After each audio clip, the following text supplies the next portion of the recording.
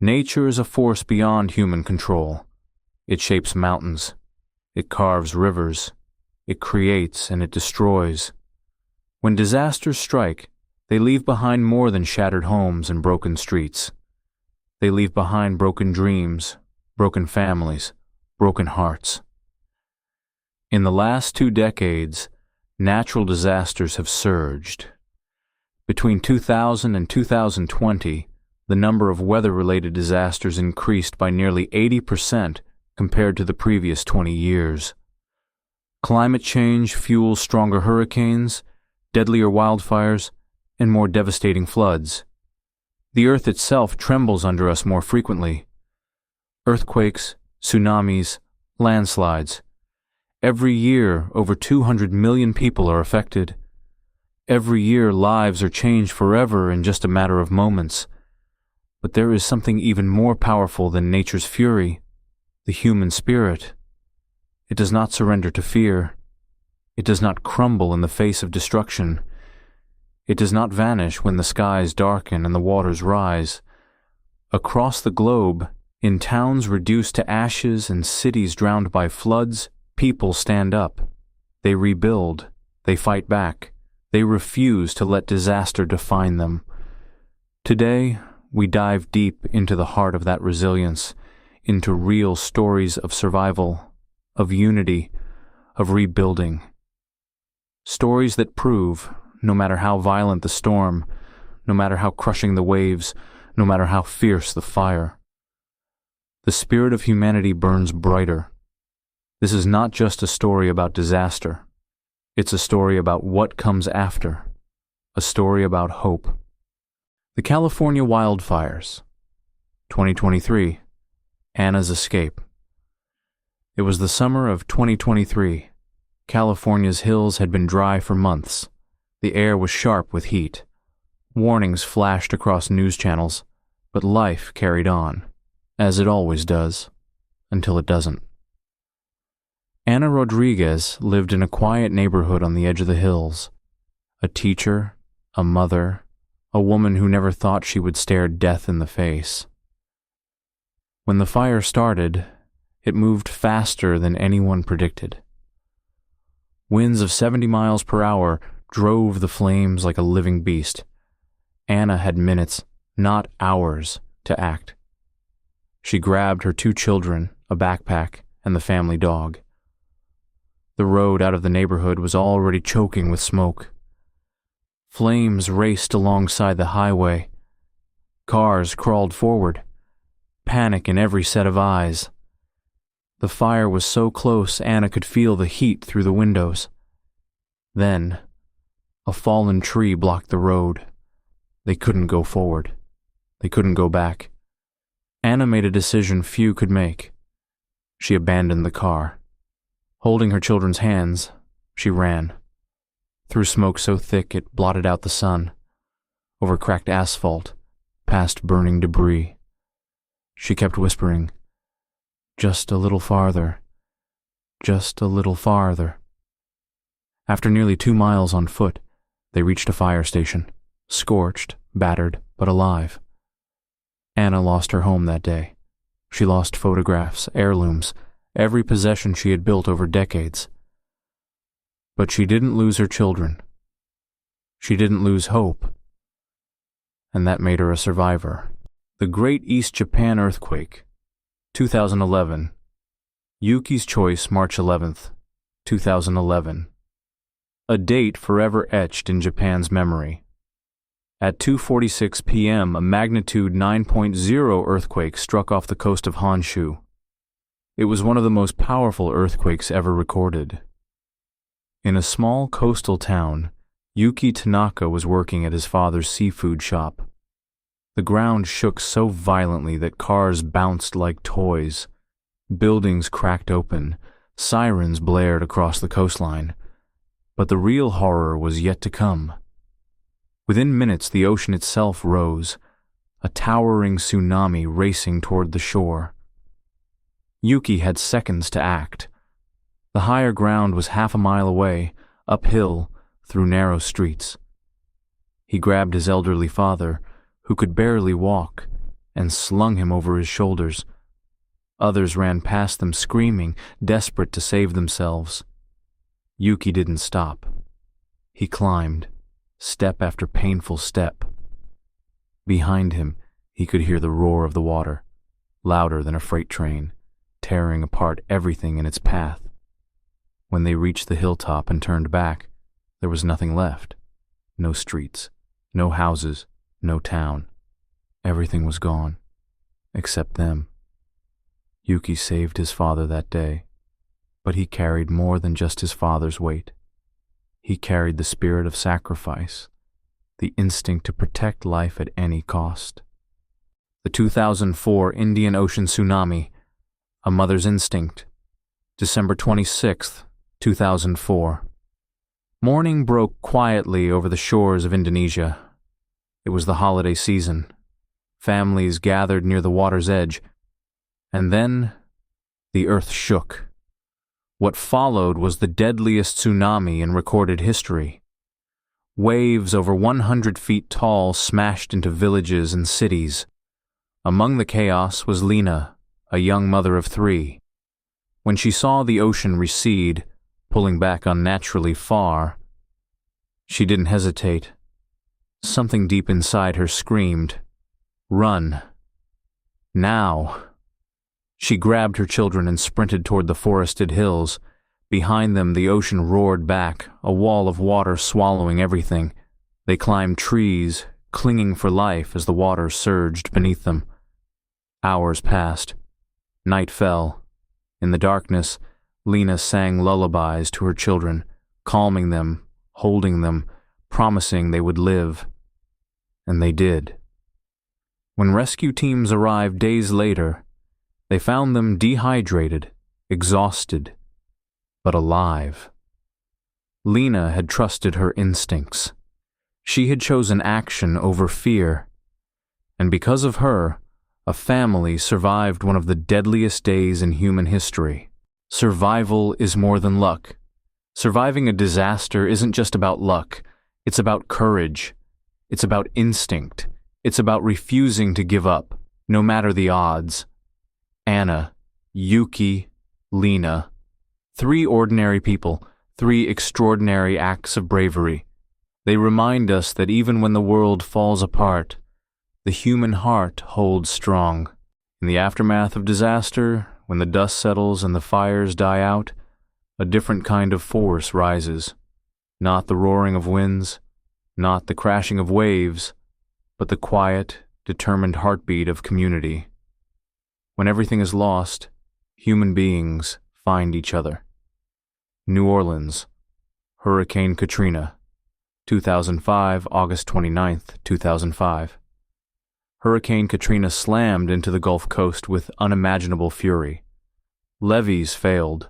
Floodwaters swallowed entire neighborhoods. Over 80% of New Orleans was underwater. For days, the world watched helplessly as tens of thousands were trapped, stranded on rooftops, huddled in stadiums, clinging to survival. And yet, amid the chaos, something extraordinary happened. Ordinary people, teachers, cooks, students, became heroes. Boats appeared from nowhere, captained by volunteers who braved flooded streets to rescue the stranded. Churches transformed into shelters overnight. Strangers shared food, blankets, hope. One group of fishermen from Lafitte Parish spent days navigating submerged neighborhoods, pulling families out of windows, refusing to rest until every child, every grandparent, every soul they could reach was safe. It wasn't about politics. It wasn't about race. It wasn't about money. It was about humanity. Japan, Tohoku earthquake and tsunami, 2011. In Japan, after the devastation of the 2011 earthquake and tsunami, survivors faced a landscape of ruin. Entire towns were reduced to splinters. Hundreds of thousands were left homeless. Within hours, volunteers began to arrive. University students traveled hundreds of miles to shovel debris by hand. Cooks prepared meals in freezing temperatures. Doctors set up makeshift clinics under tarps and broken roofs. A group known as the Volunteer Army of Tohoku grew overnight, young, old, rich, poor, all working side by side. They built temporary housing. They distributed supplies. They sat with the grieving, listening without speaking, simply being there. The government could rebuild infrastructure, but it was the people who rebuilt the soul. Indonesia, Banda Aceh, 2004. After the 2004 tsunami, Banda Aceh lay in ruins. Entire villages had vanished. Survivors wandered streets lined with rubble and silence. And yet, from around the world, hands reached out. Donations flowed in from more than 150 countries: food, medicine, shelter. But the most powerful aid wasn't just in money, it was in the people who came. Doctors from Australia, engineers from Germany, teachers from Malaysia. They worked under scorching sun, through aftershocks and storms, driven by one simple belief: no one should rebuild alone. Small acts, immense power. Not all acts of unity make headlines. In a tiny town in Oklahoma, after a tornado wiped out half the homes, neighbors cooked meals for weeks without being asked. In rural Bangladesh, after annual floods, villagers build raised shelters together. Bamboo by bamboo, hand by hand. Every meal shared, every wall rebuilt, every stranger embraced. These are victories over disaster, not victories over nature, but victories over despair, because when communities stand together, they are stronger than any hurricane, any earthquake, any wave. Unity turns survival into life. It turns loss into hope. It turns broken pieces into a future. The spirit that cannot be washed away, disasters will come, again and again. But the spirit of unity, the will to stand together, to lift each other up, that is the one thing nature cannot destroy. It is written into who we are. It is stronger than fire, stronger than flood, stronger than fear. And it reminds us, we survive not because we stand alone. We survive because we stand together. Disaster does not just destroy, it teaches.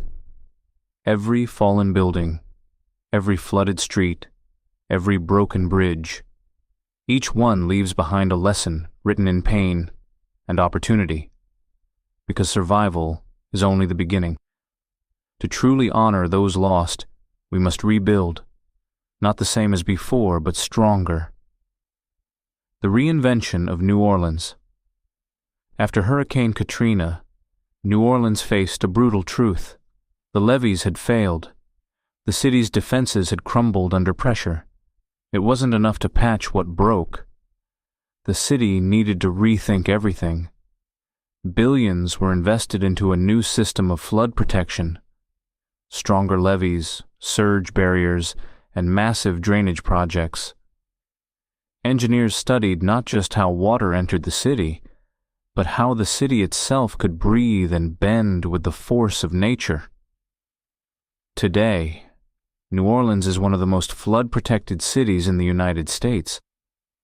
It stands not because it forgot Katrina, but because it remembered. The fireproofing of Australia.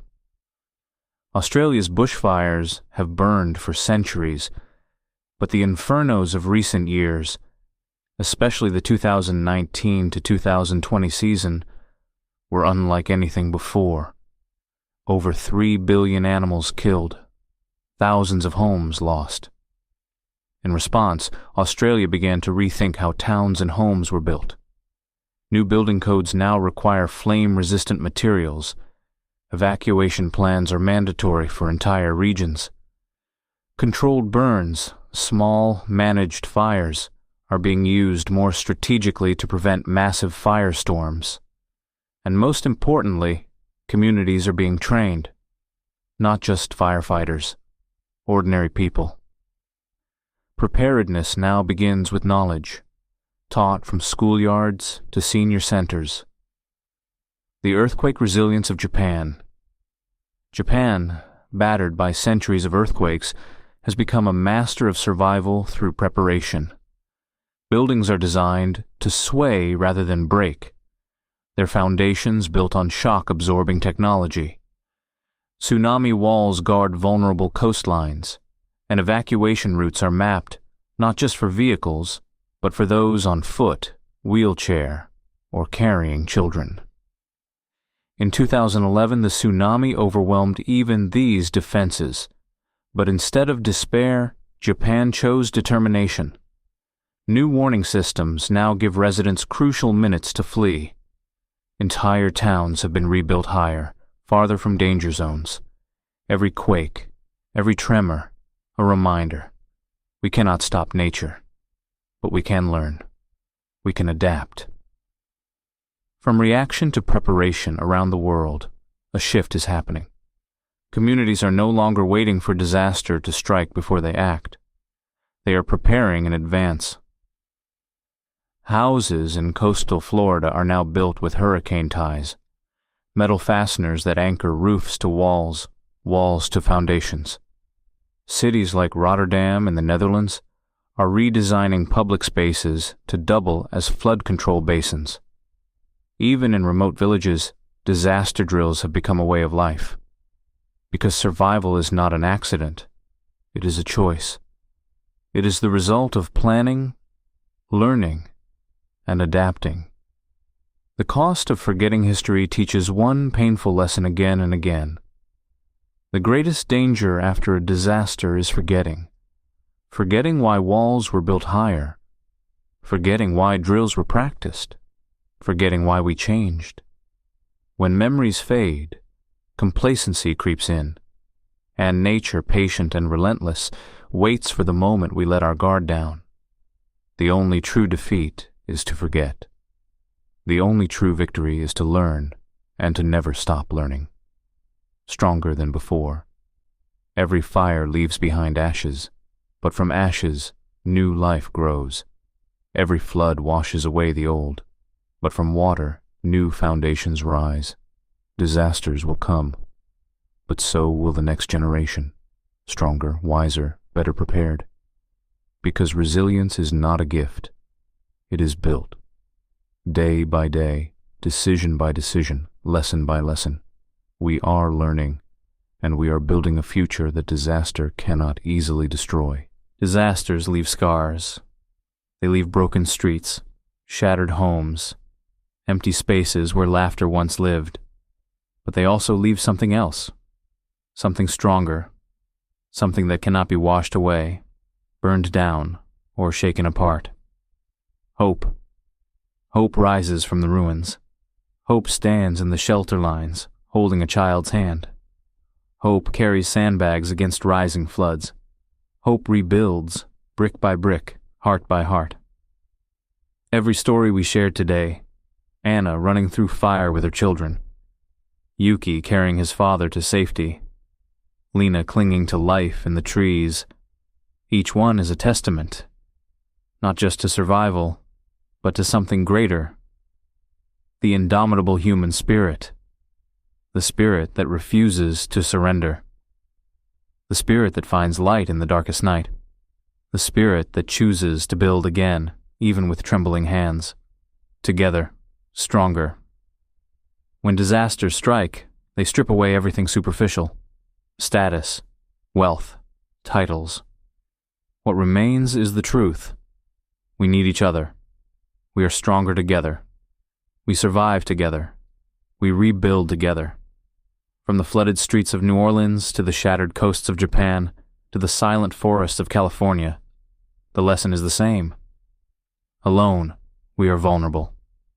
Together, we are unstoppable. The future, we choose.